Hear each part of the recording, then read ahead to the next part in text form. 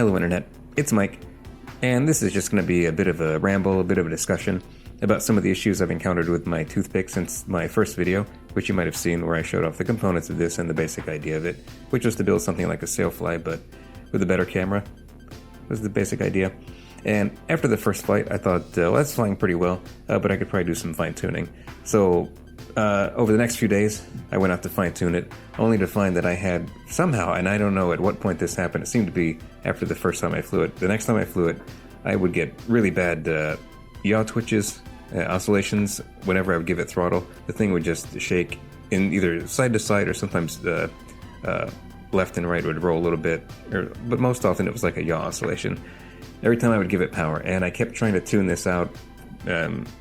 P&Ds didn't really have an effect as they shouldn't have, but then, you know, I tried messing with the anti-gravity gain, tried messing with the TPA, I was watching a lot of videos about tuning, and I thought, and everything I tried, some of it worked to a certain extent, but fundamentally the problem was always there. Every time I would give it power, it would shake. And then finally I saw a video that had something that had an issue that looked really similar to mine, and it was one of Joshua Bardwell's videos.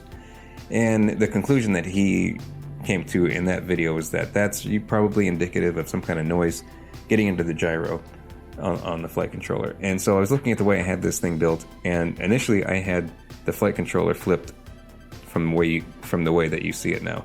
And there were two potential problems there.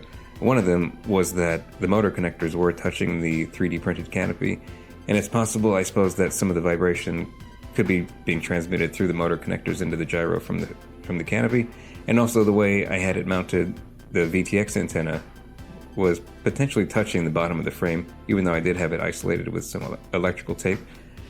Vibrations could have still been getting through the antenna, and so I thought, well, the only thing I can really try on this to negate that is to flip the flight controller upside down. And when I say upside down, it's actually now right side up. And so, long story short, by flipping the flight controller over, I was able to get rid of that twitch I was having under acceleration. And now it seems to have a normal tuning envelope. I'll show you my final PIDs here on the screen. This is where I ended up with this.